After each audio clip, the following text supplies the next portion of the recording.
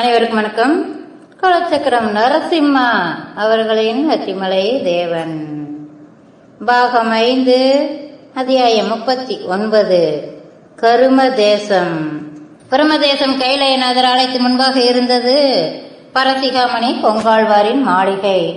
கோயிலில் அதிக கூட்டமில்லை என்றாலும் அந்த வீதியில் 4-5 ரதங்களும் புறவிகளும் நிற்பதைக் கண்டு மன்னரின் குடும்பம் வந்திருப்பதை அறிந்த மக்கள் அந்த வீதியில் திரள அவர்களை தெரு முனையிலேயே தடுத்து நிறுத்தி கயிற்றை குறுக்காக கட்டி அவர்கள் உள்ளே நுழையாதபடி காவல் புரிந்தனர். மாளிகையின் ஆலோசனை அறையில் பிரமதேசத்து பரசிகாமணி கொங்காழ்வார் தனது முன்பாக அமர்ந்திருந்த ராஜேந்திர சோழரை வெறித்து பார்த்து கொண்டிருந்தார். மன்னரின் முகத்தில் நிலவிய கம்பீரத்தை கடந்து அவரது கண்களில் ஒருவித அச்சம் படர்ந்திருந்ததை அவரால் யூகிக்க முடிந்தது. ராஜேந்திர சோழனின் கண்களை சுற்றி படர்ந்திருந்த கருவளையங்கள் அவன் இரவு வேளைகளில் நிம்மதியாக உறங்கவில்லை என்பதனை புலப்படுத்தின. வீரமாதேவி மன்னரின் அருகே கவலையே உருவாக அமர்ந்திருந்தாள். மன்னரின் பின்பாக மதுராந்தகன், பரகேசரி, மூவேந்தர் வேளான் அமர்ந்திருந்தான்.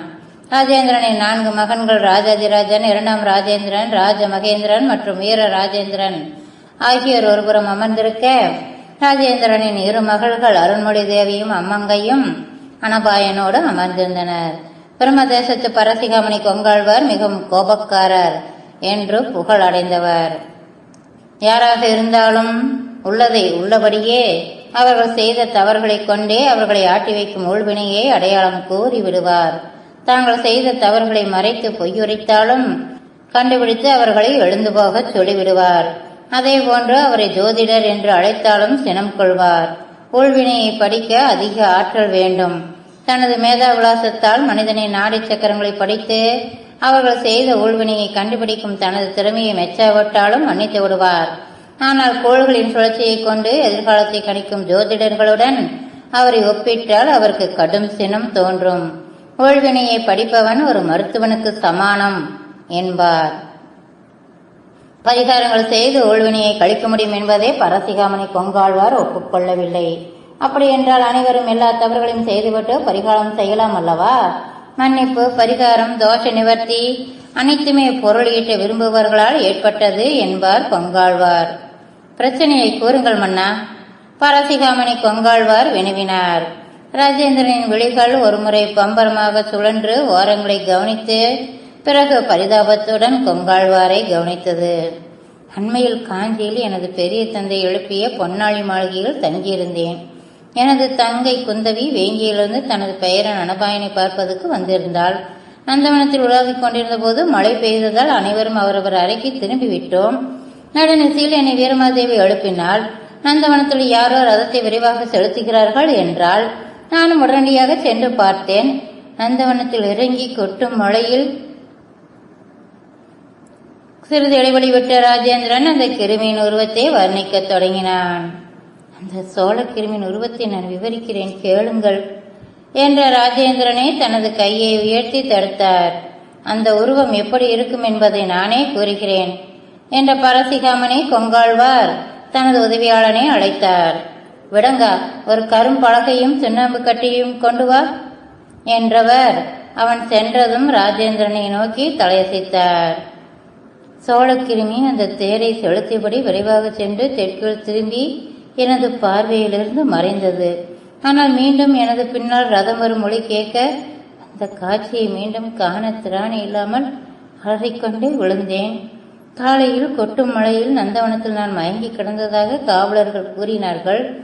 இரவு நான் அவர்களை கடந்து சென்றதையும் பார்த்திருக்கிறார்கள். ஆனால் அவர்கள் கண்களில் தேரோடும் காட்சி தென்படவில்லை. காம்போஜ மன்னன் எனக்கு பரிசளித்த அந்த ரதம் லாயத்தில் பத்திரமாக நிற்க வைக்கப்பட்டிருக்கிறது என்கிறார்கள் அதிகாரிகள். எனக்கு ஒன்றுமே புரியவில்லை. நான் கண்டது கனவா இல்லை நனவா?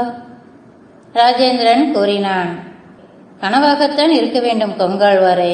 ஏனென்றால் நடுநிசையில் நான் மன்னரை எழுப்பியதாக கூறுகிறார். நான் அவரை எழுப்பியதாக எனக்கு நினைவில்லை. வீரமாதேவி கூறினாள். கனவாக எப்படி இருக்க முடியும்? ராஜேந்திரன் மேனி நடுங்கியதை பார்த்தார் கொங்காழ்வார். ஏன் கனவாக இருக்கக்கூடாது அரசே? கொங்காழ்வார் கேட்டார். கனவென்றால் 4 பேருக்கு எப்படி ஒரே உருவம் தோன்ற முடியும்? தஞ்சை பெரிய கோயில் கும்பாபிஷேகத்துக்கு 2 நாள் முன்பாக கருவூர் தேவரின் முன் இதே போன்று ஒரு உருவம் தோன்றியது. கோபுரத்தின் உச்சியில் அமர்ந்திருந்த அந்த கரிய உருவம் தன்னை சோழக்கிருமி என்று அறிமுகம் செய்து கொண்டது. கையில் ஒரு ஈட்டியை ஏந்தி கொண்டிருந்தது. அதே உருவத்தை எனது தந்தை பார்த்தார். அதனை பார்த்த கையோடு மரணப்படுக்கில் விழுந்தவர் அதன் பிறகு மீளவே இல்லை. ராஜேந்திரன் வேதனையுடன் கண்களை மூடி திறந்தான். வேறு யார் அந்த கிருமியை பார்த்தனர்? பரசிகாமணி கொங்காழ்வார் தனது தாடியை நீவியபடி கண்களை மூடி யோசித்தார். பெரிய கோயில் சிற்பி குஞ்சரமல்லன் ராம பெருந்தச்சரின் மகன் சோமஸ்கந்தன் தான் கங்கை கொண்ட சோழபுரத்தில் ஆலய பணிகளை மேற்பார்வையிட்டான். முழு நிலவன்று ஆலயத்துக்கு சென்றபோது கிருமி அவனை கொல்ல வந்ததாம். அந்த அதிர்ச்சியில் எதையும் வெடித்து இறந்தான். இப்போது நானும் பொன்னாளி மலையில் அந்த கிருமியை பார்த்து விட்டேன். மனம் சஞ்சலப்படுகிறது. எனவேதான் தங்களது ஆலோசனையை கேட்க வந்தேன். ராஜேந்திரன் கூறினான். மன்னரே, கிருமி என்பது சோழ அரச குடும்பத்துக்கு மட்டும் உண்டானதல்ல. எல்லா குடும்பங்களிலும் கிருமிகள் தோன்றும். எனக்கு தெரிந்த ஒரு குடும்பத்தில் ஒவ்வொரு தலைமுறையிலும் பலர் தற்கொலை செய்து கொள்கின்றனர். பல்லவத்தில் பெண் ராசி கிடையாது என்பார்கள். பிறந்த பெண்களும் தற்கொலை செய்து கொள்வார்களாம். எனவே கிருமி இல்லாத குடும்பங்களே கிடையாது. ஒவ்வொரு குடும்பத்திலும் சித்தம் கலங்கிய மனிதர்கள் ஒவ்வொரு தலைமுறையிலும் இருக்கின்றனர். இதையெல்லாம் கேட்பதற்கு வேடிக்கையாக தோன்றும். ஆனால் ஊழ்வினை என்பது ஒவ்வொரு குடும்பத்திலும் விஸ்வரூபம் எடுத்து வரும். 5 தலைமுறைக்கு முன்பாக ஒரு குடும்பத்தை சேர்ந்தவர் செய்யும் கொலை அதன் 5ஆம் தலைமுறையை கூட பாதிக்கும் என்றதும் ராஜேந்திரன் கவலையுடன் வீரமாதேவியை நோக்கினான். அதுதான் எங்களுக்கு கவலையாக இருக்கிறது. ஆதித்த கரிகாலனார் எழுப்பிய பொன்னாடியில் தங்கியிருந்த போதுதான் மன்னர் அந்த சோழக்கிருமியை கண்டிருக்கிறார். எனவேதான் தங்களை நாடி வந்தோம். வீரமாதேவி கூறினாள். மௌனமாக யோசித்தபடி அமர்ந்திருந்த கொங்காழ்வார் திடீரென்று அந்த அறையில் குழுமியிருந்தவரை நோக்கினார்.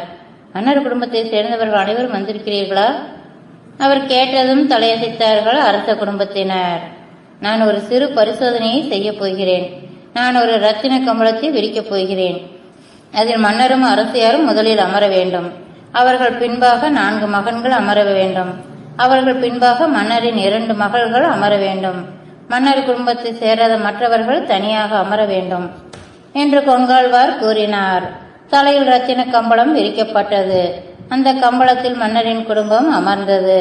பரகேசரி மணவாயினும் இருக்கைகளில் மற்ற பெண்களோடு அமர்ந்தனர். கொங்காழ்வாரின் முன்பாக கரும்பலகை ஒன்றை கொண்டு வந்து வைத்தான் அவரது உதவியாளன் விடங்கன். கிண்ணத்தில் சுண்ணாம்பு கட்டிகளையும் கொண்டு வந்து வைத்தான். இது ஒரு சிறு பரிசோதனை, சோழ உள்வினை பற்றிய ஒரு ஆய்வு என்றும் கூறலாம். சோழ மன்னர் சோழக்கிருமியின் உருவத்தை கண்டிருக்கிறார். அவர் மட்டுமல்ல, கருவூர் தேவர், மன்னர் ராஜேந்திர சோழர், சிற்பி சோமஸ்கந்தன் ஆகிய 3 இந்த உருவத்தை கண்டிருக்கின்றனர். ஒன்று நன்றாக புரிகிறது. கருவூர் தேவர் அதனை கண்டபோது அதற்கு இல்லாத உக்கிரம் சோமஸ்கந்தனை கண்டபோது அதற்கு இருந்திருக்கிறது. அதனால்தான் ஈட்டியை கொண்டு அவனை கொல்ல வந்திருக்கிறது. சோழர்கள் செய்யும் ஊழ்வினைகள் தான் சோழ கிருமியாக வடிவெடுத்துள்ளது. எனவே இப்போது ஒரு சிறு பரிசோதனை. மன்னர் கண்ட சோழ கிருமியின் உருவத்தை நான் இதுவரை கண்டதில்லை. நான் காணாத அந்த உருவத்தை இப்போது வரையப் போகிறேன். இந்த பரிசோதனையில் கம்பளத்தில் அமர்ந்திருக்கும் மன்னர் குடும்பம் மட்டுமல்ல, மற்றவர்களும் இதில் கலந்து கொள்ளலாம். சோழம் செய்த தவறுகள் அனைத்தையும் ஒவ்வொருவராக பட்டியலிடலாம். அந்த தவறுக்கு ஏற்ப நான் இந்த கரும்பலகையில் ஒரு உருவம் வரைவேன். இன்ன ஊழ்வினைக்கு இன்ன அடையாளம் என்று விதிக்கப்பட்டு இருக்கிறது. நீங்கள் ஒவ்வொரு ஊழ்வினையாக ஒப்புக்கொள்ள வேண்டும். அதன்படி இந்த உருவம் வளர்ச்சி பெறும். சோழத்தின் ஊழ்வினைகளாக நீங்கள் கருதுபவற்றை ஒன்றையும் ஒழிக்காமல் கூற வேண்டும். முடிவில் நூற்று பெறும்போது காணப்படும் ஓவியம் மன்னர் கண்ட சோழ கிருமியை ஒத்திருக்கிறதா என்று மன்னர் கூற வேண்டும். ஒத்திருந்தால்தான் அடுத்த கட்டத்தை நாம் யோசிக்க முடியும். பரசிகாமணி கொங்காழ்வார் கூற அரச குடும்பமே அவரை விசித்திரமாக பார்த்தது. அரச குடும்பம் கொங்காழ்வாரின் எதிரே விரிக்கப்பட்டிருந்த கம்பளத்தில் அமர்ந்திருந்ததால் அவர் கரும்பலகையில் வரைந்த ஓவியத்தை அவர்களால் காண முடியவில்லை. சுண்ணாம்பு கட்டியை கையில் எடுத்த கொங்காழ்வார் கண்களை மூடி தியானித்தார். பிறகு கண்களை திறந்து மன்னரை நோக்கினார். நானே முதலில் துவங்குகிறேன். அப்பர் பெருமான் மற்றும் கண்டராதித்தர் நாயகி பாவத்தில் பாடிய தளிக்குளத்தானின் சன்னதிக்கு எதிராக சூழ்ச்சியை அரங்கேற்றி அந்த ஆலயத்தை இடித்து தள்ளியதை பெரிய ஊழ்வினையாக நான் கருதுகிறேன் என்று கூறிய கொங்காழ்வார் ரத்தின மண்டப கோபுரத்தை வரைந்தார். அதன் பிறகு ராஜேந்திர சோழனை நோக்கினார். அரசே, நீங்கள் துவக்குங்கள். சோளத்தில் மிகப்பெரிய ஊழ்வினையாக எதனை கருதுகின்றீர்கள்? கொங்காழ்வார் தனது கையில் இருந்த சுண்ணாம்பு கட்டியை கரும்பலகையில் வைத்தார். ராஜேந்திரன் சிந்தித்தான். பிறகு அவரை உறுத்து நோக்கினான். எனது பெரிய தந்தை ஆதித்த கரிகாலரின் கொலையில்தான் சோளத்தில் நிகழ்ந்த பெரிய ஊழ்வினையாக கருதுகிறேன். பட்டத்து இளவரசன், வீரபாண்டியனின் தலையை வாங்கியவன், சாளுக்கியர்களை நடுங்க வைத்தவன் என்றெல்லாம் போற்றப்பட்ட ஆதித்த கரிகாலனை பாண்டிய ஆபத்துதவிகள் மிக எளிதாக கொன்றுவிட்டார்கள் என்று கூறுவது ஜீர்ணிக்க இயலவில்லை. மாபெரும் வீரனான எனது பெரிய தந்தை ஒளிப்புடன் இருந்திருந்தால் அவரை கொன்றிருக்கவே முடியாது. அவர் தன்னை மறந்த நிலையில் இருக்கும்போது அவர் கொல்லப்பட்டிருக்க வேண்டும் என்று எனது பாட்டனார் சுந்தர சோழரும் பாட்டியார் வானவர் மாதேவியும் புலம்பியதை நான் கேட்டிருக்கிறேன். ராஜேந்திரன் கூறினான். பாண்டியர்கள் சேவல் போல தங்கள் மன்னன் தலையை கொன்றதுக்குத்தானே பழி வாங்கினார்கள் என்று கூறப்பட்டது. பொங்காழ்வார் கேட்டார். 10 வருடங்கள் கழித்து வந்தா பழி வாங்குவார்கள். சிறிய பாட்டனார் உத்தமசேலனின் தலை வாங்கப்பட்டதுக்குத்தான் ஆதித்த கரிகாலன் சபதம் செய்து பழி வாங்கினார். எனவே இதில் வேறு ஏதோ சூழ்ச்சி இருப்பதாக அப்போது பேசப்பட்டது. ஆதித்த கரிகாலனின் கொலையால் லாபம் அடைந்தவர்கள் பாண்டியர்கள் அல்லவே. அவனது மரணத்தால் லாபம் அடைந்தவர்கள் யாரோ அவரைத்தான் மக்கள் சந்தேகித்தனர். ராஜேந்திரன் கூறினான். உத்தம சோழன் அரியணை ஏறியதால் அவரை சந்தேகித்தனர். வீரமாதேவி கூறினாள். அப்படி என்றால் அவரை ஊழ்வினை தொடர்ந்திருக்க வேண்டும் அல்லவா? ஊழ்வினை தொடர வேண்டுபவர்களுக்கு அதனை அனுபவிப்பதற்காகவாவது பிள்ளை செல்வங்கள் பிறக்க வேண்டுமே. உத்தம சோழருக்கு பிள்ளை இருந்ததா? பொங்காழ்வார் கேட்டார். இருந்தார். பரகேசரி மிடர் விளங்கினார். அவருக்கு என்ன ஆனது? உத்தம சோழருக்கு மதுராந்தக கண்டராதித்தர் என்கிற மகன் இருந்தான். மன்னர் ராஜராஜ சோழரின் அமைச்சரவையில் அறநிலைத்துறையை கவனித்து வந்தார். அறநிலையத்துறையை மேற்பார்வையிட ஐவர் குழு ஒன்றை அமைத்தார். அந்த குழுவில் நானும் இடம் பெற்றிருந்தேன். பரகேசரி கூறினார். அவருக்கு என்ன ஆனது? கொங்காழ்வார் கேட்டார். அறநிலையத்துறையில் அநேக சீர்கேடுகள் நிகழ்வதாக குற்றம் சாட்டப்பட்டு சிறைச்சாலையில் அடைக்கப்பட்டார். பிறகு அவர் அவமானம் தாங்காமல் தற்கொலை செய்து கொண்டார் என்று அந்த வழக்கு முடிக்கப்பட்டது. பரகேசரி கூறினார். அந்த தற்கொலையும் சூழ்ச்சி கொலையாக இருக்கலாம். அவன் போட்டி ஆட்சியாளனாக வந்துவிடக்கூடாது என்பதும் அவனது கொலைக்கு காரணமாக இருக்கலாம். மொத்தத்தில் ஆதித்த கரிகாலனின் கொலைதான் மிகப்பெரிய ஊழ்வினையாக இருக்கிறது என்பது சரியான யூகம். எனவேதான் சோழ ரதத்தின் உச்சியில் அவனது தலை சொருகப்பட்டு இருந்தது. இடி எடி என அந்த சோழக்கிருமி சிரித்ததற்கு காரணம் சோழத்தை பார்த்து தெய்வம் சிரிக்கிறது. அறநிலையத்துறையை கையாண்ட 2ஆம் கண்டராதித்தரின் மரணம் அதனை நிரூபிக்கின்றது. பொங்காழ்வார் கூறியபடி அடுத்து வீரமாதேவியை நோக்கினார். நீங்கள் கூறுங்கள் அரசியாரே. சோழ கிருமிக்கு முழு காரணமாக நான் அருஞ்சிய சோழரைத்தான் சொல்வேன்.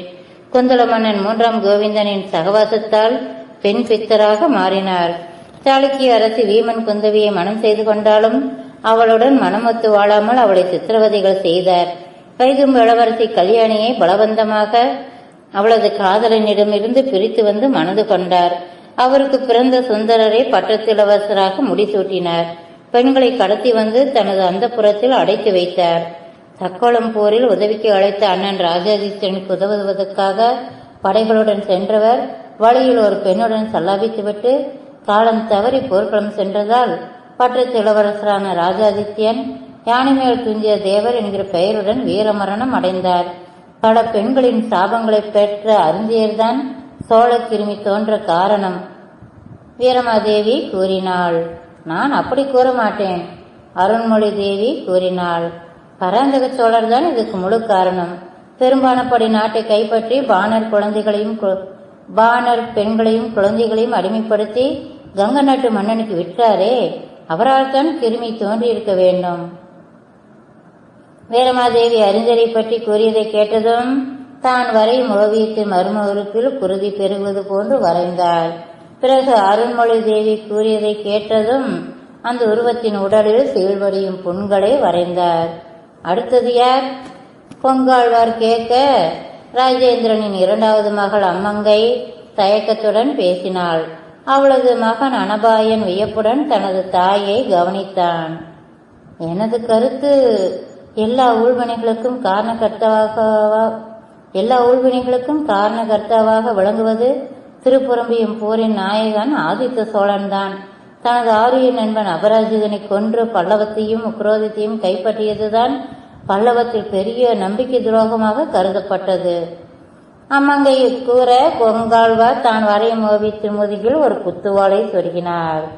கொங்காழ்வார் சுண்ணாம்பு கட்டியை கிண்ணத்தில் வைத்தார்.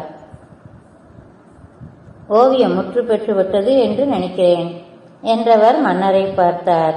மன்னா, இப்போது அந்த சோழ கிருமியின் ஓவியத்தை வர்ணிக்கலாம். கொங்காழ்வார் கூற தான் பொன்னாளில் கண்ட சோழ கிருமியின் உருவத்தை மணக்கண் முன்பாக நிறுத்தி அதனை வர்ணிக்க தொடங்கினான் ராஜேந்திரன். அதன் உருவத்தை மணக்கண் முன்பாக நிறுத்தியதும் அவனது தேகம் நடுங்கியது. என்னை வீரமாதேவி உறக்கத்திலிருந்து எழுப்பினாள். நான் கொட்டும் மழையில் முற்கத்தி பாதை வரை சென்றேன். தொலைவில் அந்த ரதம் தெற்கு திசையில் திரும்புவது தெரிந்தது. பிறகு மீண்டும் வடக்கிலிருந்து கிழக்கு பாதையில் திரும்பி எனது பின்பாக வந்தது. நான் திரும்பி நோக்கியபடி நின்றேன். என்னை நெருங்கியது அந்த ரதம். அந்த ஸ்வர்ண ரதத்தை செலுத்தி கொண்டிருந்தது ஒரு கரிய உருவம். அதுதான் சோழ கிருமி. முற்றிலும் கருமை நிறம். ஆனால் கண்கள் இரண்டும் தீப்புளம்பாக என்னை வெறித்தன. ஆனா பெண்ணா என்று இனம் கூற இயலாத முகம். உடம்பெங்கும் தேழ்வடைந்து கொண்டிருந்தன. வாயில் 2 கோரை பற்கள், 2 மார்பகங்கள் கிழிந்து தொங்கிக் கொண்டு இருந்தன. முதுகில் ஒரு குத்துவாள் பாய்ந்து அதில் ரத்தம் பெருகி கொண்டு இருந்தது. அந்த உருவத்தின் மறுமறுப்பிலும் ரத்தம் பெருகி கொண்டு இருந்தது. மிகவும் கோரமாகவும் அருவருப்பாகவும் காணப்பட்ட அந்த முகம் என்னை நோக்கி கோரமாக சிரித்தபடி தேரை செலுத்தி சென்றது. அதன் கையில் ஒரு ஈட்டியை ஏந்தி இருந்தது. தேரின் உச்சியில் ஆதித்த கரிகாலனின் தலை சொருகப்பட்டிருந்தது. தேர் மண்டபத்தின் 4 கம்பங்களிலும் எனது 4 மகன்களின் தலைகள் ஊசலடிக்கொண்டு இருந்தன. நான் அந்த கோரமான காட்சியைக் கண்டு ஸ்தம்பித்து நின்றேன்.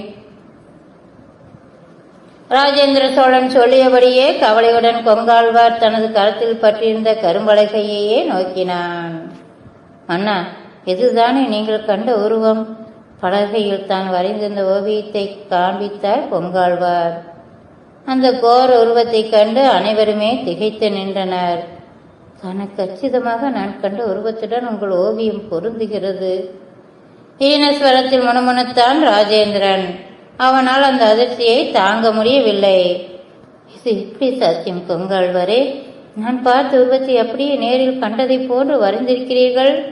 அதிசயித்தான் ராஜேந்திரன். தேரின் உச்சியில் ஆதித்த கரிகாலனின் தலை. காரணம், எல்லா ஊழ்வினைகளுக்கும் உச்சம் அவரது கொலை. அபராஜிதனை ஆதித்த சோழன் முதுகில் குத்தினான்.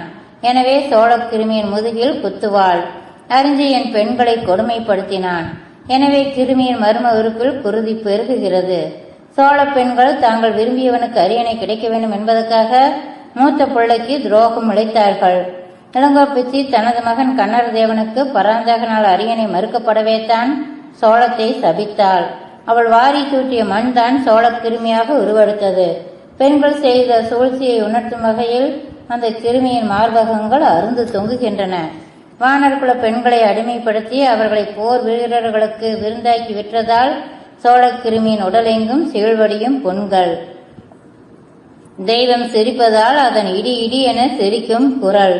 சோழ ரத்தம் ஒன்றை ஒன்று சதி செய்து அழிக்க நினைப்பதால் அதன் சிவந்த கண்கள். விவரித்தார் கொங்காழ்வார். அடுத்த பாகத்தில் தொடர்வோம்.